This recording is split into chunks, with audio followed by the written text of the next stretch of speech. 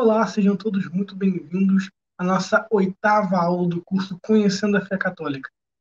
Nessa aula nós falaremos um pouco sobre cristologia e, consequentemente, também falaremos sobre eclesiologia.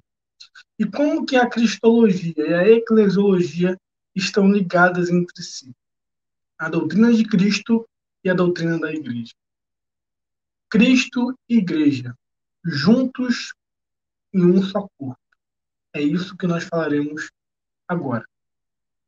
Bom, na aula passada, nós aprendemos um pouco sobre o cânon bíblico, sobre como se desenvolveu historicamente o cânon bíblico, porque o cânon católico tem 73 livros e porque o protestante tem 66, qual foi a relação de Lutero com os deuterocanônicos do Antigo e do Novo Testamento, que nós vemos que os próprios protestantes hoje discordam da opinião de Lutero sobre o cânon, né? Apesar deles não terem um magistério para definir o cânon, eles mesmos se fizeram um magistério e escolheram os livros que deveriam entrar, porque a Bíblia já era fechada na época da Reforma. 1000 anos antes da Reforma, a Bíblia já tinha 73 livros. Então nós vemos aí essa incoerência histórica, né? E um apelo também ao judaísmo, que os judeus, depois do Concílio de Jamnia, 100 anos depois de Cristo, definiu 66 livros, então tem que ser 66, seguindo a Tanakh e não a Septuaginta. Bom, isso ficou explicado bem claramente na última aula, porque esse argumento dos protestantes é fraco, muito fraco, e é um tiro no pé, pois eles aceitam muitas coisas dos concílios ecumênicos da igreja como trindade, cristologia, como nós vamos ver hoje mesmo a cristologia, mas rejeita aquilo que não lhes convém. Enfim, bom, hoje falaremos um pouco sobre a doutrina a respeito da natureza de Cristo, né? Principalmente da natureza humana, da encarnação, né? E como que isso influencia no nosso pensamento a respeito da igreja, tá? Nos primeiros séculos, a igreja, quando estava iniciando, se formando, se estruturando teologicamente, como todos bem sabem, surgiram várias e diversas heresias. As primeiras heresias que surgiram, né, por astuta de Satanás, né, astúcia de Satanás, foram as heresias cristológicas, aquelas que queriam ferir diretamente a doutrina da igreja a respeito de Cristo, porque essa doutrina é a base. Se você tem uma igreja com uma falsa cristologia, uma cristologia errônea, uma doutrina errada sobre Cristo, você não tem igreja. Você tem uma seita. Porque a igreja é fundada sobre a rocha, que nós vimos aqui também que a rocha é Cristo, que consequentemente também conferiu essa participação pastoral a São Pedro. Mas vamos focar agora em Cristo. A igreja está construída sobre a rocha de Cristo. E se essa rocha é falsa, se essa cristologia é falsa, se crê em outro Cristo, logo a igreja não existe. Porque a igreja, para existir, precisa estar intimamente ligada a Cristo e tendo uma boa cristologia, uma cristologia correta. Nós vamos ver como que a igreja conseguiu lidar com isso. Porque foram bombardeados e mais bombardeados com heresias e heresias, uma atrás da outra, literalmente. Refutava uma heresia cristológica, daquela lei já surgia outra. Não uma heresia contrapondo outra heresia, aí dificultando chegar a um consenso sobre quem estava certo e quem estava errado.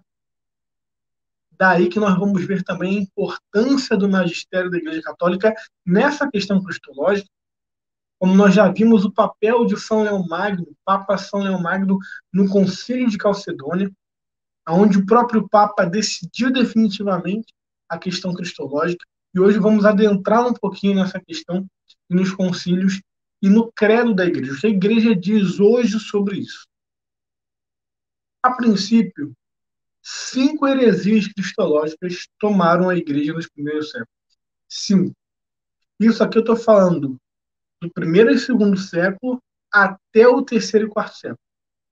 5 heresias cristológicas. Entre elas, a primeira, o arianismo.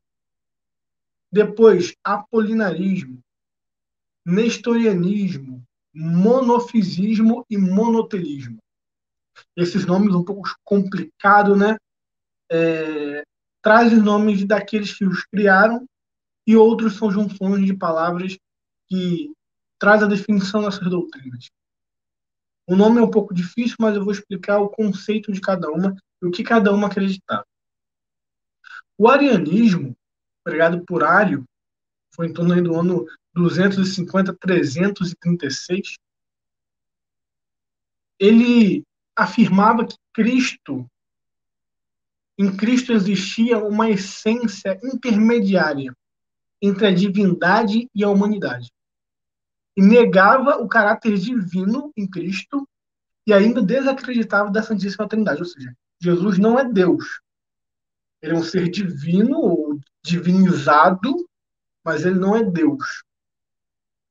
Não é Deus em essência. Ou seja, tirando uma pessoa da Trindade, logo não existe mais Trindade. Então, o unicismo, né? Só há uma pessoa na substância de Deus. Então, tirando aqui Cristo da substância divina, né? Da essência divina, não crendo na sua divindade. Foi uma heresia muito perniciosa que tomou grande parte do cristianismo na época. Muitos bispos se tornaram arianos. Tem até uma frase que diz, né? Um dia o mundo dormiu católico, no outro dia o mundo acordou ariano. O arianismo foi uma heresia que tomou grande parte da igreja, até o concílio católico vir e definir definitivamente, definir com certeza, com firmeza, qual era a doutrina católica ortodoxa, qual era a doutrina correta. E quem fez isso foram as Sagradas Escrituras? Não, foi o magistério. Porque esses hereges, que nós vamos ver aqui hoje, usavam muito bem, por sinal, as Sagradas Escrituras para definir suas teses. Eles respaldavam a sua doutrina na Bíblia. Todos eles. Então, a Bíblia sozinha não conseguiu resolver essa questão, porque a própria Bíblia era fonte de discordância entre si. E o magistério teve que dar a palavra final. E hoje os protestantes aceitam essa autoridade desse magistério que definiu isso, mas não aceitam para as outras coisas. O magistério tem poder para definir o cano do Novo Testamento, mas não tem poder para definir o do Velho. Tem poder para definir a doutrina sobre Cristo, mas não tem poder para definir sobre a Santíssima Virgem Maria, que é a mãe de Cristo, e que, por sinal, as doutrinas marianas são intimamente ligadas a Cristo. Na próxima aula nós veremos sobre os dogmas marianos. Então perceba a incoerência eclesiológica do protestantismo. E nós vamos ver a substância firme que é a eclesiologia católica. Depois do arianismo, veio o apolinarismo. O argumento deles era a favor da seguinte tese: duas naturezas completas, divindade e humanidade, não podem tornar-se um ser único. Se Jesus as tivesse, ele teria duas pessoas ou dois eu, o que seria monstruoso. Além disso, dizia, aonde há um homem completo, há também o pecado. Ora, o pecado tem origem na vontade. Por consequente, Jesus não podia ter vontade humana nem alma espiritual, que é a sede da vontade. Ou seja, o apolinarismo negava que Cristo fosse um homem completo. Ele era mais Deus do que homem.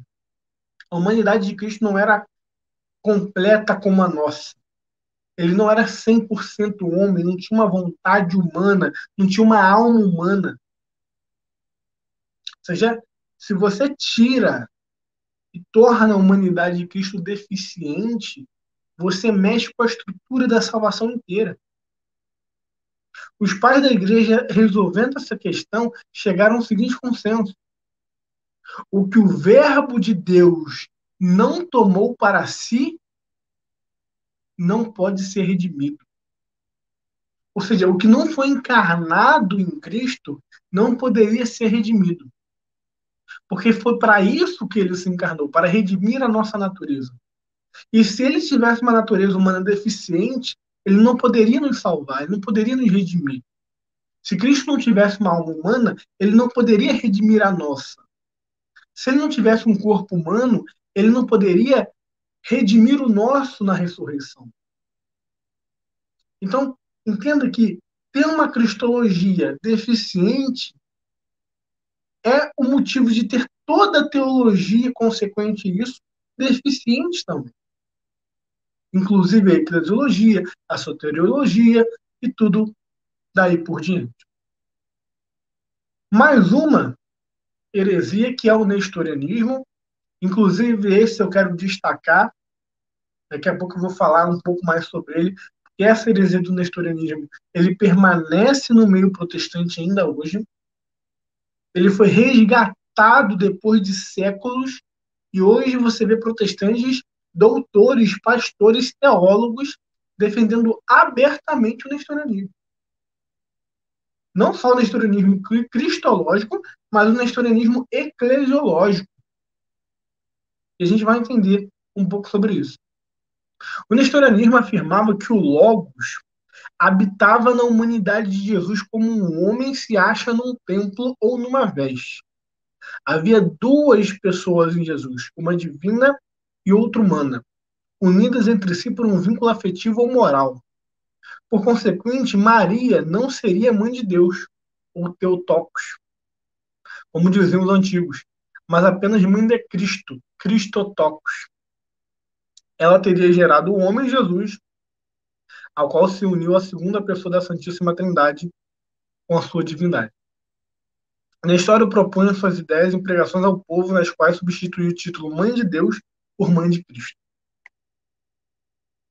Bom, Nestório, ele dizia, a teologia nestoriana, a cristologia nestoriana, ela consiste em separar duas pessoas em Cristo Jesus, nosso Senhor. Ou seja, já não são apenas duas naturezas, uma divina e uma humana. São duas pessoas, uma pessoa divina e uma pessoa humana. Então, essa pessoa divina habita na pessoa humana. Então, são duas pessoas e um ser, vamos dizer assim, ou dois seres.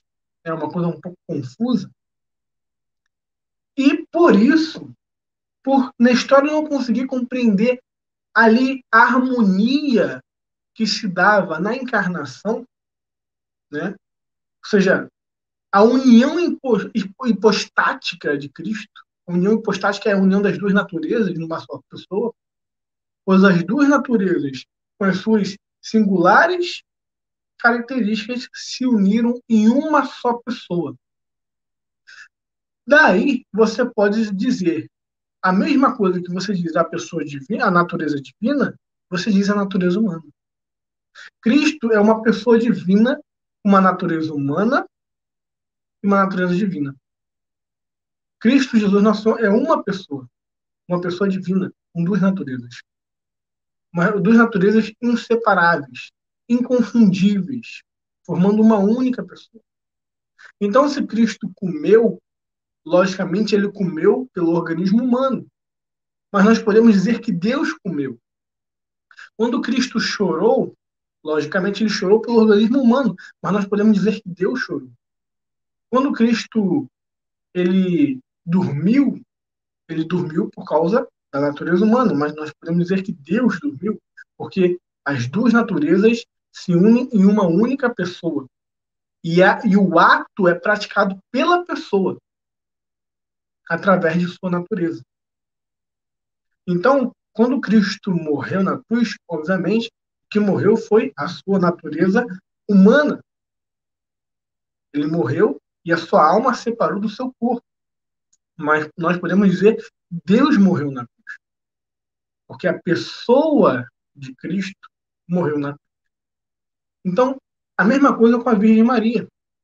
A Virgem Maria não é mãe de uma natureza, ela é mãe de uma pessoa. É óbvio que a natureza humana ela foi gerada no seio da Virgem Maria e ele se revestiu de carne pela Virgem Maria. Mas a pessoa inteira, com as suas duas naturezas, foi gerado no ventre de Maria. O Espírito Santo desceu sobre ela e ela concebeu o Filho de Deus, que é uma pessoa.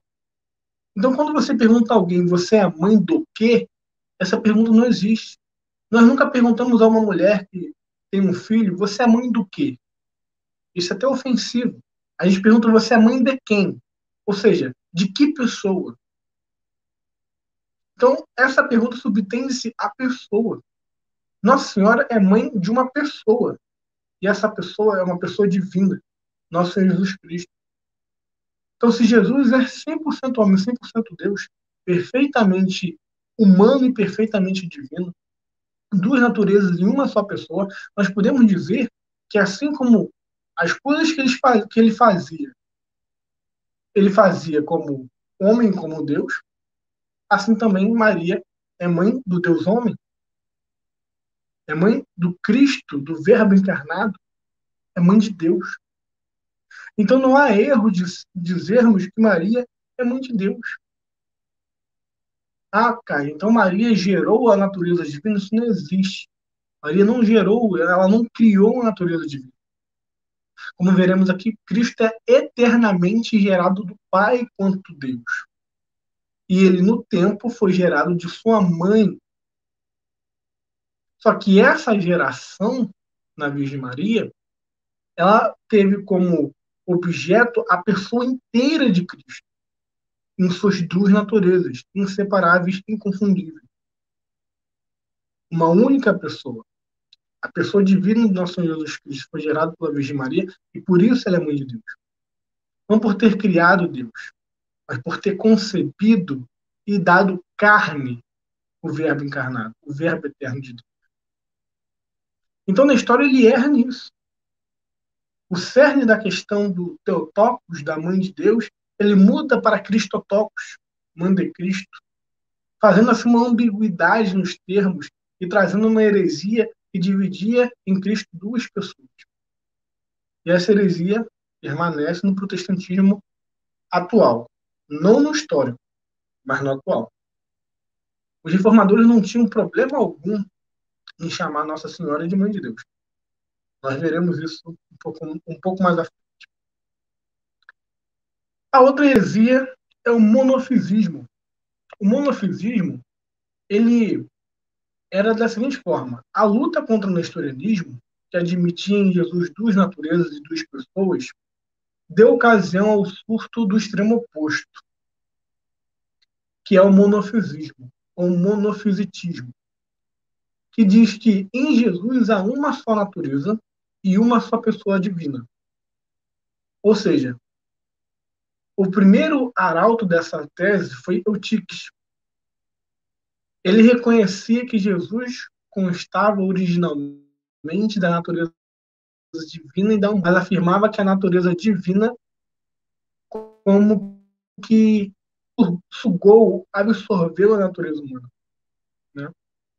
Então, ou seja, na encarnação, duas naturezas, divina e humana, a divina, ela absorveu a natureza humana, tornando-se em Cristo uma só pessoa com uma só natureza, o monofisismo, que seria o contrário do arianismo que tornava Cristo duas pessoas, em duas naturezas.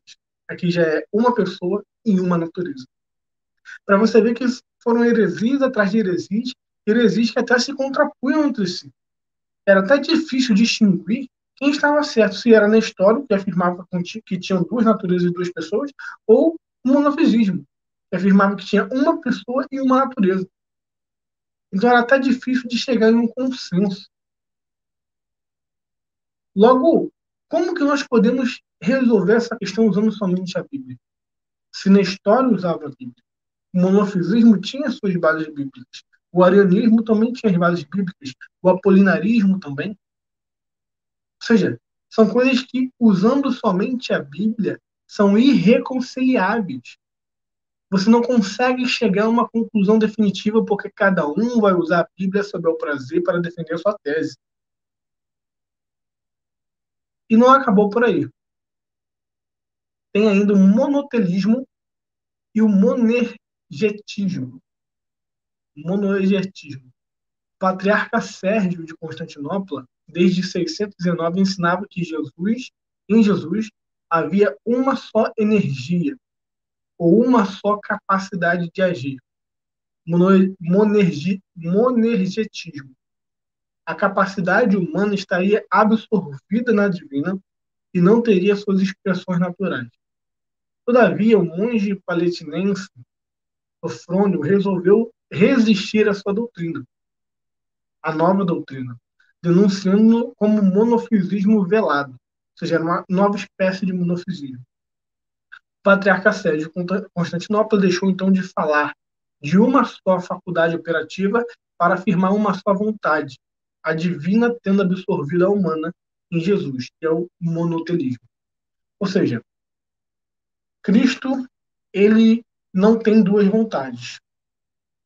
Ele tem duas naturezas, mas aí a vontade divina, de sua natureza divina, absolve a humana, sobrepõe a humana, aniquila a humana.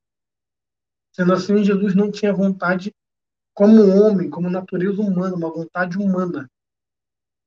E aí a gente cai naquele erro novamente de que torna a natureza humana de Cristo deficiente.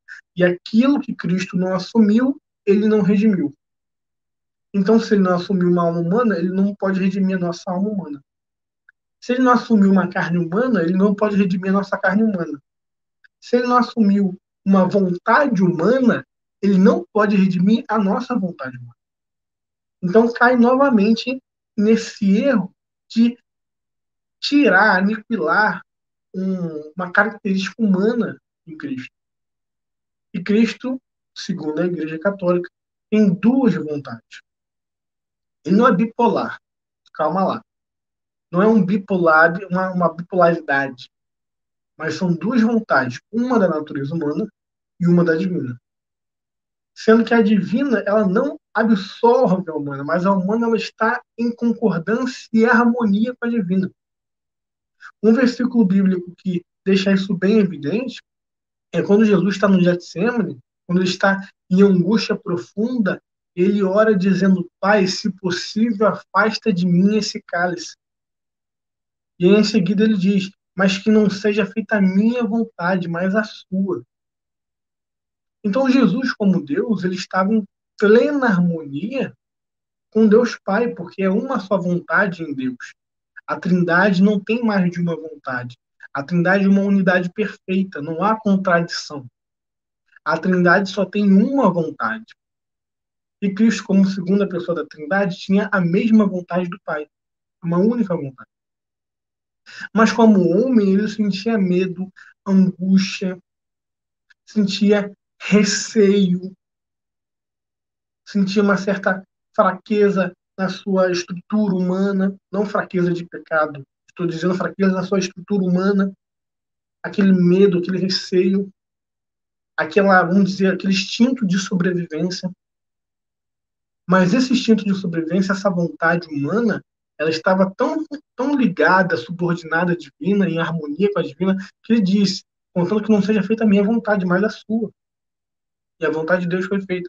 Então nós vemos duas vontades, uma humana e uma divina, que estão em harmonia, que estão cooperando juntamente para que Cristo redimisse a humanidade. Então, essa heresia também foi refutada. E nós temos dois concílios que refutaram esses tipos de heresia. O primeiro, que refutou o arianismo, que foi o concílio de Nicéia, foi o concílio onde definiu o dogma da Trindade. E depois teve o concílio de Calcedônia, que deixou definitivamente encerrada a discussão sobre a natureza de Cristo, aonde o Papa São Leão Magno apresentou o seu tomo, né, aquele tratado cristológico que ele mesmo tinha produzido, e definiu o dogma pela autoridade da sé de São Pedro em Roma, onde disseram: essa é a fé dos padres, essa é a fé dos apóstolos. Pedro nos fala pela boca de Leão. Então São Pedro, ou perdão, São Leão Magno, como representante e sucessor de São Pedro, definiu o dogma cristológico. E agora nós vamos ler dois credos que a igreja possui, crê, professa, ensina, que resolve essa questão da Trindade e resolve essa questão cristológica. E o que a igreja ensina sobre isso. E esses dois credos, cabe salientar, que são aceitos e recebidos e professados pelos protestantes históricos. Os históricos que eu digo aqui são luteranos, anglicanos, presbiterianos, os protestantes históricos. Os atuais, a maioria, não sabe nem que existem esses credos, né? Mas os históricos aceitam. E ele vai dizer o seguinte: o credo de Santo Atanásio, falando sobre a Trindade, ele já começa dizendo a seguinte questão: quem quiser salvar-se deve, antes de tudo, professar a fé católica. Porque aquele que não professar integral e inviolavelmente perecerá, sem dúvida, por toda a eternidade. Aqui não são palavras minhas, não. São palavras de Santo Atanásio. O mesmo que refutou a heresia do arianismo nos primeiros séculos, que os protestantes tanto veneram e exaltam como um homem de Deus e teólogo brilhante.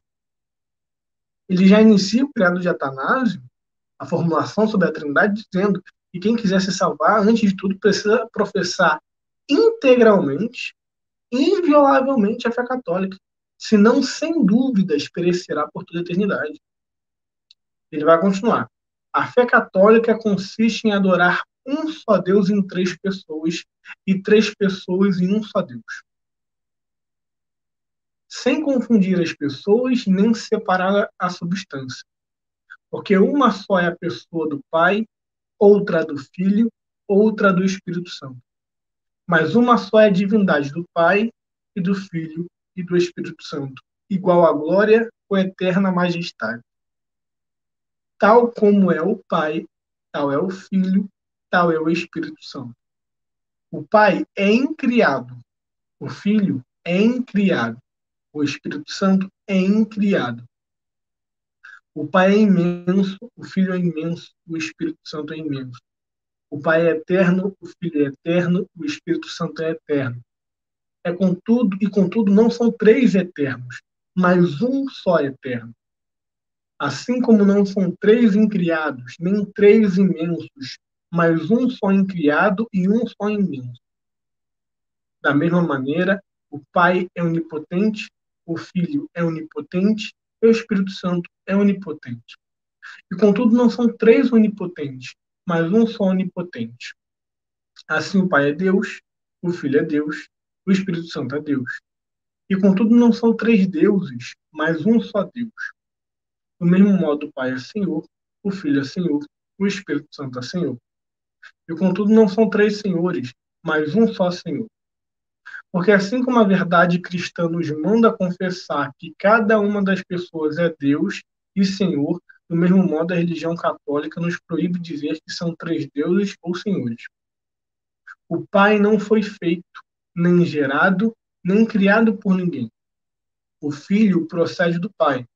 Não foi feito, nem criado, mas gerado. O Espírito Santo não foi feito, nem criado, nem gerado, mas procede do Pai e do Filho. Não há, pois, senão um só Pai, e não há três pais. Um só Filho, e não três filhos. Um só Espírito, e não três Espíritos Santos. E nessa Trindade não há nem mais antigo, nem menos antigo, nem maior, nem menor, mas as três pessoas são coeternas e iguais entre si.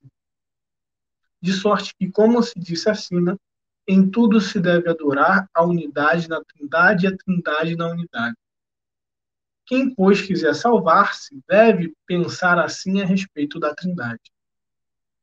Mas, para alcançar a salvação, é necessário ainda crer firmemente na encarnação de nosso Senhor Jesus Cristo. A pureza de nossa fé consiste, pois, em crer ainda, confessar nosso Senhor Jesus Cristo, Filho de Deus, é Deus e homem. É Deus gerado na substância do Pai desde toda a eternidade. É homem porque nasceu no tempo, na substância de sua mãe. Deus perfeito e homem perfeito, com alma racional e carne humana, igual ao Pai segundo a divindade, menor que o Pai segundo a humanidade. Embora seja Deus e homem, contudo, não são dois, mas um só Cristo. É um, não porque a divindade se tenha convertido na humanidade, mas porque Deus sumiu a humanidade. Um, finalmente, não por confusão de substâncias, mas pela unidade da pessoa. Porque assim como a alma racional e o corpo formam um só homem, assim também a divindade e a humanidade formam um só Cristo. Ele sofreu a morte por nossa salvação. Desceu aos infernos ao terceiro dia, ressuscitou dos mortos. Subiu ao céu e está sentado à direita de Deus Pai Todo-Poderoso, onde há de vir e julgar os vivos e os mortos. E quando vir, todos os homens ressuscitarão com seus corpos para prestar conta dos seus atos. E os que tiverem praticado bem irão para a vida eterna, e os maus ao fogo do inferno, ao fogo eterno. Agora ele termina e conclui com a seguinte frase: esta é a fé católica, e quem não a professar fiel e firmemente não poderá se salvar. Bom, Santo Atanásio, que viveu nos primeiros séculos, em torno do século IV, terceiro, quarto, por aí, entre o terceiro e o quinto, não me recordo exatamente, mas foram nos primeiros séculos, ali contemporâneo, se eu não me engano, ao Concílio de Nicéia, século terceiro, por aí, e ele já professava uma doutrina que a Igreja Católica hoje ainda professa, que é um dogma de fé. Nós vamos entender esse dogma de fé daqui a pouco, quando a gente for falar de eclesiologia. Mas já adiantando que ele professa que fora da Igreja Católica não há salvação. Com todas as palavras, isso aqui não precisa nem de interpretação.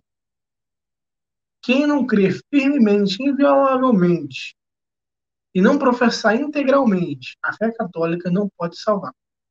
Ele diz isso no início do credo, desenvolve todo o credo e termina dizendo no final do credo novamente para reafirmar aquilo que ele disse.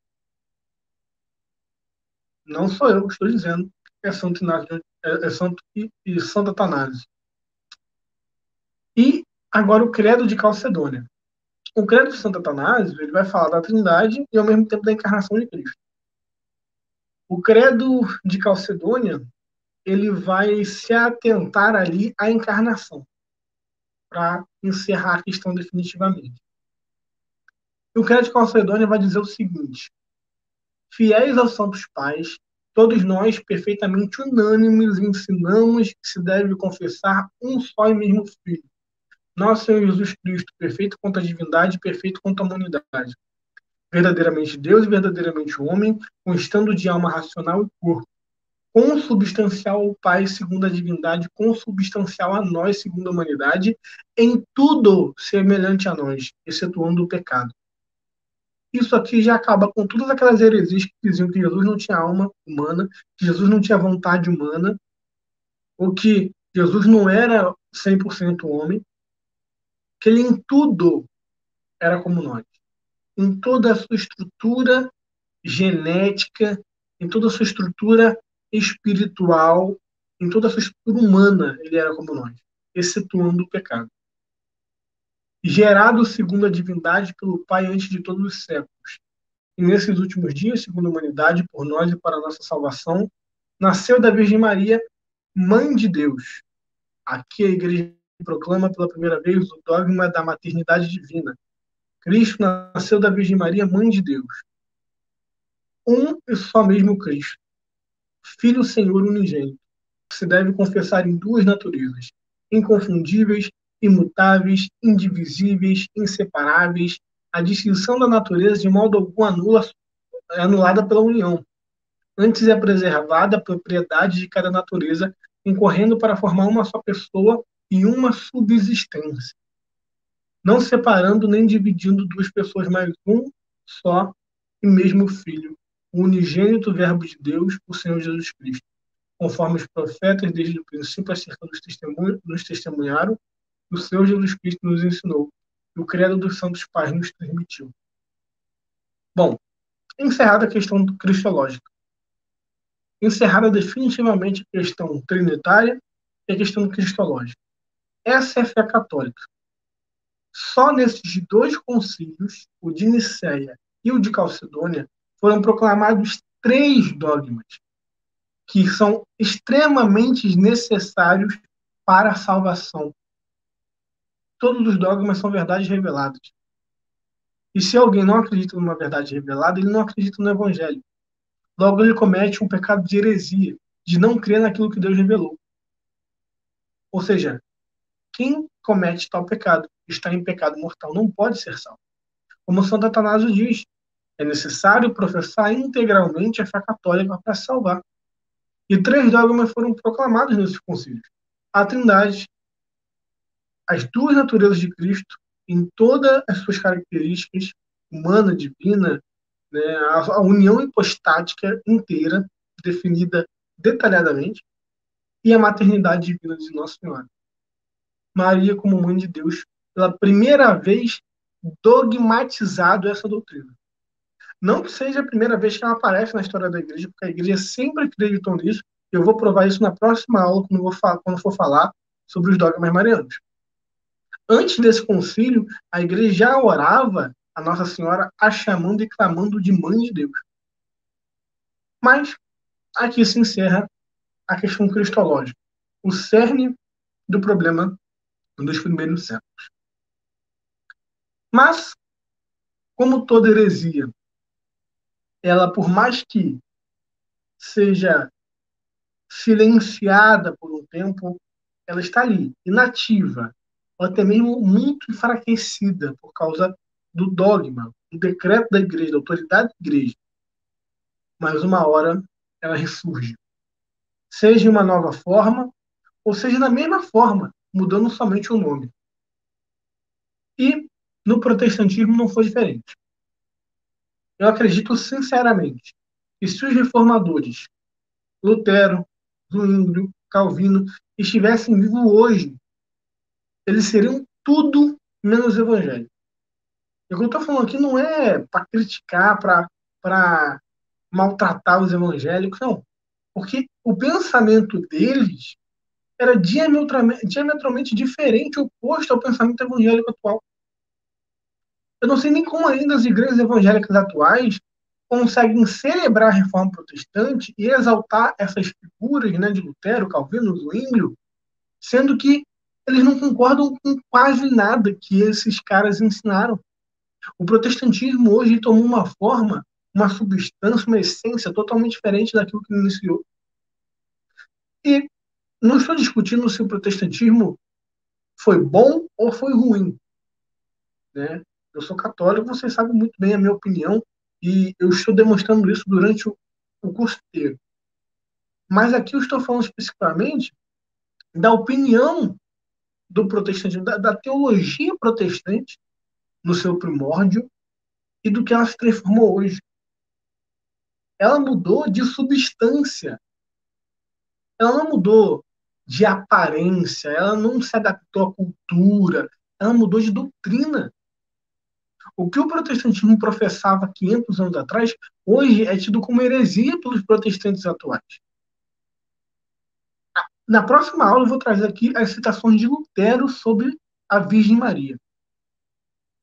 E se fosse da boca de um católico falando o que Lutero falou, com certeza nós seremos taxados como somos de idólatras, mariólatras.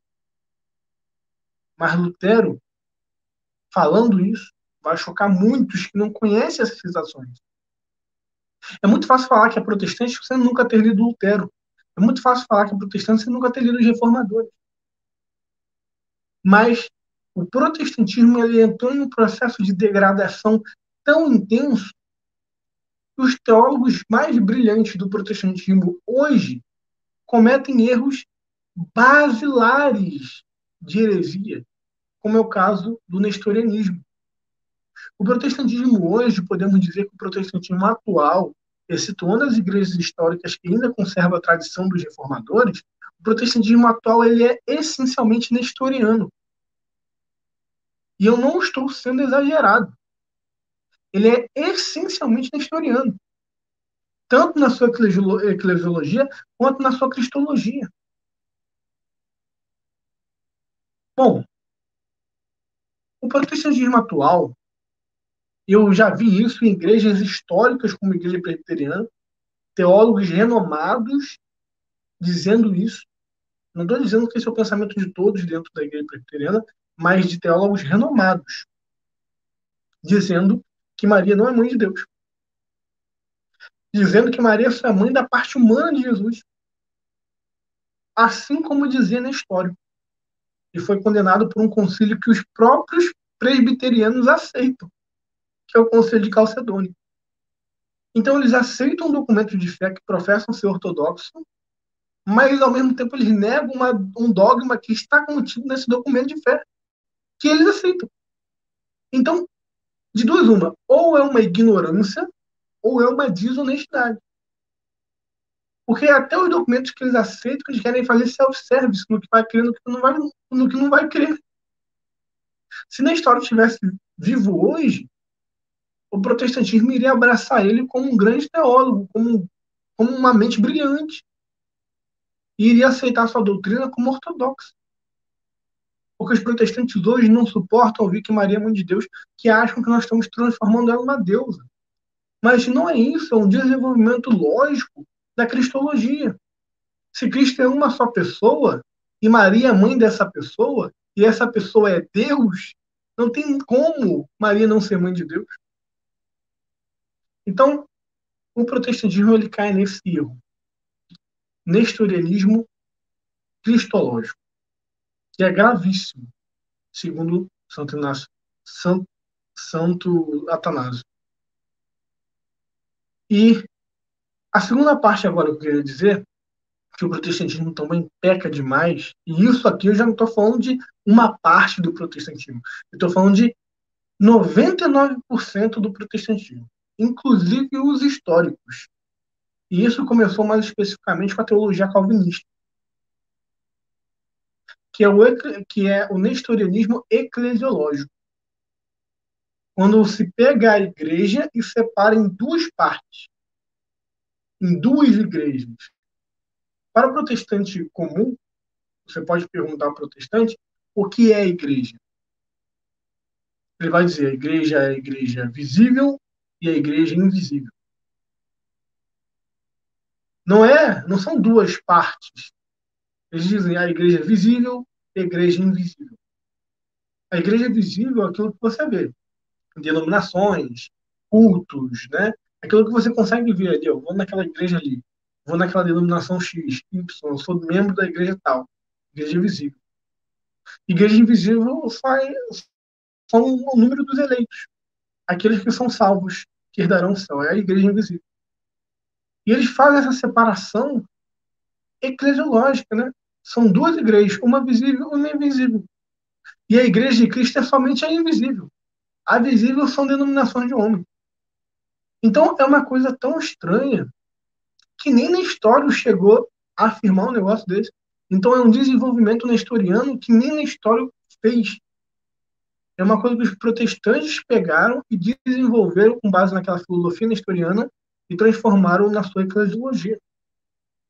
Sendo que o corpo de Cristo é único. Só há um corpo de Cristo.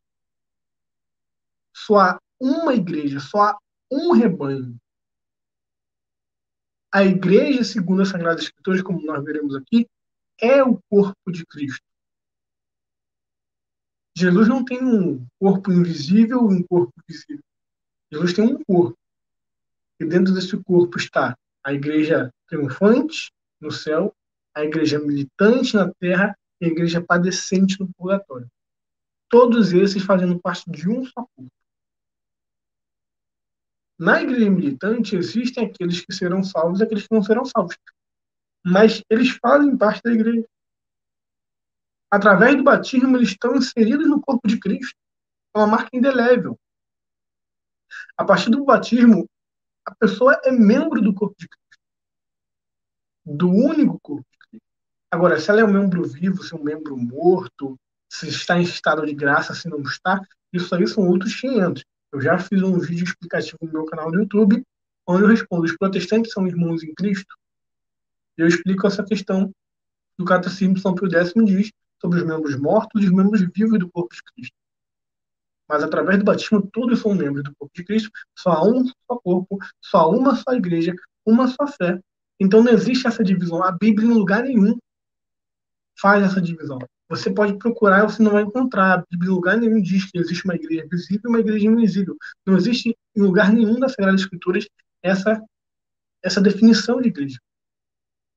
A gente vai ver sempre que a igreja fala, sempre que a Sagrada Escritura fala da igreja, fala de forma única, singular e de forma ímpar, de forma singular, de forma única, levando sempre em consideração a sua unidade. Vou citar alguns textos aqui bases. 1 Coríntios 12. Ora, assim como o corpo é uma unidade, embora tenham muitos membros, e todos os membros, mesmo sendo muitos, formam um só corpo, assim também é a respeito de Cristo. Um só corpo. Muitos membros, um só corpo. Há um só corpo, diz em Efésios 4:4. Há um só corpo, um só Espírito, assim como uma só esperança pela qual vocês foram chamados a uma só fé. Colossenses 1:18. Ele, Cristo, é o cabeça do corpo, que é a igreja. É o princípio primogênito dos mortos, para que tudo tenha a supremacia. Efésios 4:16. Dele, de Cristo, todo o corpo ajustado e unido pelo auxílio de todas as juntas cresce e edifica-se a si mesmo em amor, na medida em que cada parte realiza a sua função. Não tem duas igrejas aqui. Paulo não diz, olha, existem duas igrejas, uma visível e uma invisível. Não, existe um só corpo, existe uma só igreja, existe uma só fé. E quem não está dentro desse corpo não pode ser salvo. Porque a salvação, os protestantes vão dizer, mas a salvação é somente por Cristo. Óbvio que a salvação é somente por Cristo. Mas Cristo se faz presente pelo seu corpo, que é a igreja. A salvação é do cabeça unida ao corpo. Cristo não é uma cabeça ambulante. Ele é um homem perfeito. E, misticamente, segundo as Sagradas Escrituras, esse corpo é a igreja. A cabeça não fica sem o corpo e o corpo não fica sem a cabeça. Se você está na cabeça, você está unido ao corpo. Se você não está unido ao corpo, não tem como estar unido à cabeça. E por isso, se você está em Cristo, você deve estar na sua igreja. E se você não está na sua igreja, você não pode estar unido a Cristo. E por isso, a igreja é meio geral de salvação, como afirma o Concílio Vaticano II. Porque sem Cristo não há salvação. Sem o corpo de Cristo, também não. O Cristo totus é o meio de salvação. O Cristo totus, o Cristo total, é o único mediador entre Deus e os homens. Cristo total, cabeça e corpo. Cristo e sua igreja, inseparáveis. Assim como a natureza humana de Cristo é inseparável da divina, Cristo é inseparável da sua igreja. E só existe uma igreja. E por isso, fora da igreja católica, não há salvação. Porque existe uma coerência eclesiológica na igreja católica. Nós não consideramos várias denominações que pensam diferente, que têm diversas fé diferentes, diversos tipos de fé, diversas doutrinas diferentes, como igrejas. Só existe uma. Não pode haver 10 denominações que pensam diferente e as 10 ser a igreja de Cristo. Não tem cabimento lógico, filosófico, teológico, bíblico. Não tem cabimento. Só há uma igreja, só há um corpo, só há uma fé, uma unidade ligada à cabeça que é Cristo. E o que eu estou tentando demonstrar nesse curso é que esse corpo se chama Igreja Católica Apostólica Romana, com base na história, com base nas Sagradas Escrituras, com base na promessa que Cristo fez à igreja de que estaria com ela até a consumação do século. Então, fora desse corpo não há salvação. E por isso, nós não somos como os protestantes que dizemos que somos todo mundo iguais, pensamos diferente, mas cada um na sua igreja será salvo. Não existe isso. Não é cada um na sua igreja. Se ou está na igreja de Cristo ou não está. Por mais que pareça ser algo muito pesado falar isso, muito arrogante, isso é algo coerente. Nós não podemos abrir mão da verdade por causa dos sentimentos ali.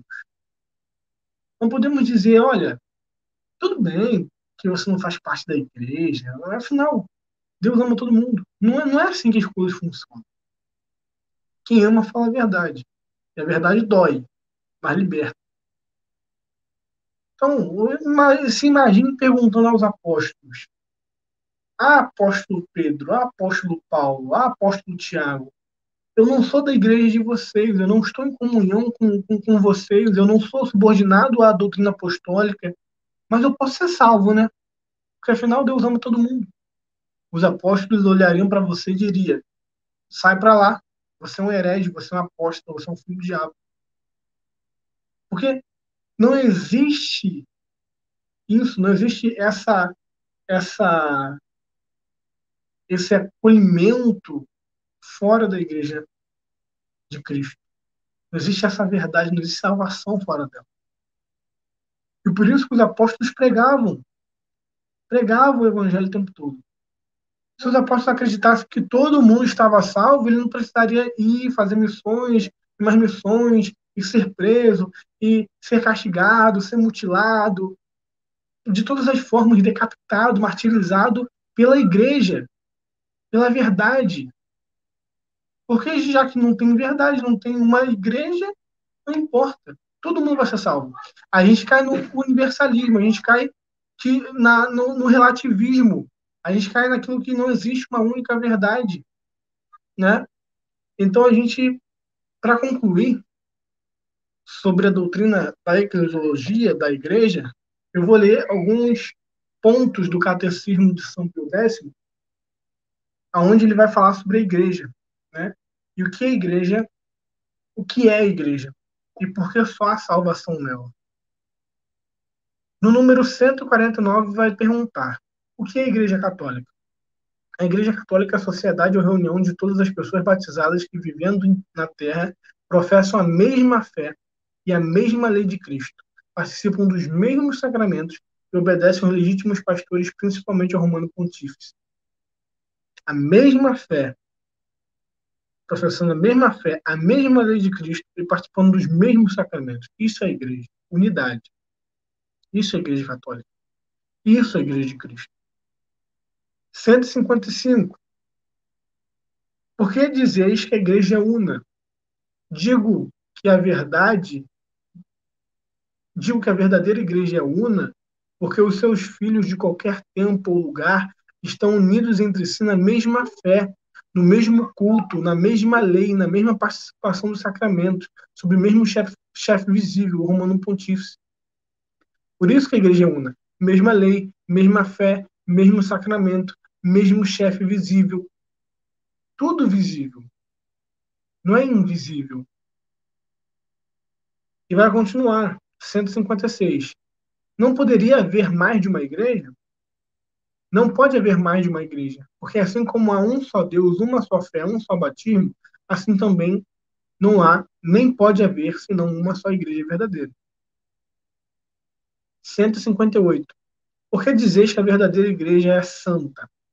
Chama a verdadeira igreja de santa porque Jesus Cristo, a sua cabeça invisível, é santo.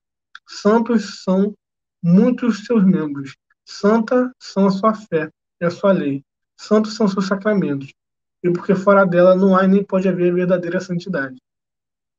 E sem santidade não há salvação. 159. Por que dizeis que a igreja é católica? Chama a verdadeira igreja católica, que quer dizer universal, porque abrange fiéis de todos os tempos, de todos os lugares, de todas as idades e condições, porque todos os homens do mundo são chamados a fazer parte dela. 161. Por que a verdadeira igreja se chama também romana? 160. Por que a verdadeira igreja se chama apostólica? A verdadeira igreja se chama apostólica porque remonta sem interrupção até os apóstolos. Porque crê e ensina tudo o que crê e ensinaram os apóstolos. E porque é guiada e governada pelos legítimos sucessores dos apóstolos. Ou seja, uma das condições para uma igreja ser apostólica é ter a sucessão apostólica, o que nós já estudamos aqui nesse curso. 161. Por que a verdadeira igreja se chama também romana?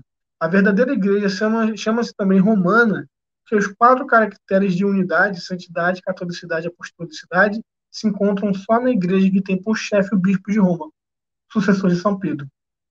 Ou seja, quatro caracteres que é unidade, santidade, catolicidade e apostolicidade. Esses quatro se encontram na igreja que tem o bispo de Roma como chefe, que é a igreja romana, a igreja católica apostólica romana. 162. Como é constituída a igreja de Jesus Cristo? A igreja de Jesus Cristo é constituída como uma sociedade verdadeira e perfeita. E nela, como uma pessoa moral, podemos distinguir um corpo e uma alma. Em que consiste a alma da igreja? A alma da igreja consiste no que ela tem de interior e espiritual, isto é, a fé, esperança e caridade, os dons da graça, do Espírito Santo e todos os tesouros celestes que lhes provieram dos merecimentos de Cristo Redentor e dos santos. 164. E o corpo da igreja em que consiste? O corpo da igreja consiste no que ela tem de visível e de externo, quer na associação de seus membros, quer no seu culto, e o seu ministério de ensino, quer no seu governo e ordem externa. Ou seja, quando nós dividimos a igreja em visível e invisível, nós não estamos dividindo a substância da igreja como membros visíveis e membros invisíveis. Ou seja, os membros estão na terra aqui, nas denominações, e os eleitos. Não. Nós estamos dividindo o quê? A alma da igreja são os dons do Espírito Santo. São as virtudes que todo cristão deve ter. Fé, esperança, caridade, os dons da graça, os merecimentos da morte e ressurreição de Cristo. Isso não é uma nova igreja. Isso é uma parte invisível que está na única igreja visível. Então, essa parte invisível, que é a alma da igreja, ela se encontra no corpo visível. Então, não tem essas duas igrejas. E o corpo é toda a estrutura visível da igreja, externa, a associação de seus membros, quer no culto, no seu ministério de ensino, no seu governo e ordem externa. Então, aqui vai continuar no número 169 a pergunta. Como, então, se salvaram os antigos 168? Vai dizer o seguinte: pode alguém salvar-se de fora da Igreja Católica Apostólica Romana? Não. Fora da Igreja Católica Apostólica Romana, ninguém pode salvar-se. Como ninguém pode salvar-se do dilúvio fora da Arca de Noé, que é a figura desta igreja. E ninguém pode salvar-se também fora do corpo de Cristo. 169 vai dizer: como então se salvaram os antigos patriarcas, os profetas e todos os justos do Antigo Testamento? Todos os justos do Antigo Testamento se salvaram em virtude da fé que tinham no Cristo que havia de vir e por meio da qual eles já pertenciam espiritualmente a essa igreja. Então, 170. Mas quem se encontrasse sem culpa sua fora da igreja poderia salvar-se? Aqui a gente entra na questão da ignorância invencível. E a resposta é: quem encontrando-se sem culpa sua, quer dizer, em boa fé, fora da igreja, tivesse recebido batismo, ou tivesse o desejo ao menos implícito de receber, e além disso procurasse sinceramente a verdade, e cumprisse a vontade de Deus o melhor que pudesse, ainda que separado do corpo da igreja, estaria unido à alma dela, e portanto no caminho da salvação. Ou seja, por mais que não esteja no corpo da igreja, está unida à alma, pelos aqueles dons do Espírito Santo. Então ela está no caminho de salvação. Mas o ideal é que essa pessoa se una ao corpo. E se ela for salva dessa forma, será de uma forma extraordinária. Mas de um jeito ou de outro, ela só será salva estando ligado ao corpo. Seja de forma ordinária, natural ou extraordinária. Que só Deus conhece. E por fim, nas últimas perguntas, vai ser o número 174 que vai perguntar: Pode enganar-se a igreja nas coisas que nos propõe a crermos? Não, nas coisas que nos propõe a crermos, a igreja não pode se enganar, porque, segundo a promessa de Jesus Cristo, é sempre assistida pelo Espírito Santo, como eu já disse aqui nas outras aulas. 175. A Igreja Católica é infalível? Sim, a Igreja Católica é infalível, por isso aqueles que rejeitam as suas definições perdem a fé e tornam-se hereges. É infalível porque Cristo prometeu essa assistência perpétua. 176. A Igreja Católica pode ser destruída ou perecer? A Igreja Católica é tão. A Igreja Católica pode ser perseguida, mas não pode ser destruída nem perecer. Ela há de durar até o fim do mundo, porque até o fim do mundo Jesus estará com ela, como prometeu. Ou seja, Cristo prometeu estar com sua igreja. Os apóstolos disseram que só há uma igreja, um só corpo, uma só fé, um só Senhor, um só batismo. Os pais da igreja, que eram próximos aos apóstolos, confirmaram isso sempre em suas cartas, em suas epístolas. E até hoje a igreja crê da mesma forma em 2000 anos. Eis a questão. Qual é a igreja de Cristo? Se você se perguntar hoje, qual é a igreja de Cristo? O que vem na sua cabeça? Uma denominação protestante ou a igreja católica? Se você levar em consideração somente as características que formam a igreja verdadeira, que é a unidade, catolicidade, apostolicidade, que é uma só fé, que é a continuidade de tradição, que é ser única durante toda a sua fundação, que é estar sempre presente com a assistência do Espírito Santo, não podendo errar jamais, tendo uma só fé e não podendo mudar essa fé. Só levando em consideração essas características, qual denominação protestante você acharia dentro desse padrão? Quando eu fui protestante, eu procurei, sinceramente, eu procurei. Procurei em todas as denominações antes de me converter ao catolicismo. E não achei nenhuma que se enquadrasse nesses requisitos, que a própria Bíblia nos propõe como igreja verdadeira. Mas eu achei o catolicismo. E como eu estava muito anticatólico ainda tinha aquele resquício de anticatolicidade, eu não queria reconhecer que a Igreja Católica estava certa. Mas eu, como amante da verdade, acima de todas as coisas, eu me propus a estudar a sua fé. E é essa fé que eu estou trazendo para vocês agora nesse curso. Tudo isso que eu estudei durante o meu processo de conversão, estou dando de mão beijada para vocês, para que vocês possam ter acesso muito mais rápido à informação que eu tive que correr atrás. Então, aproveite essas informações, anote o que tiver que anotar, veja esse vídeo quantas vezes tiver que ver, veja e reveja, porque o curso é seu e você tem acesso vitalício.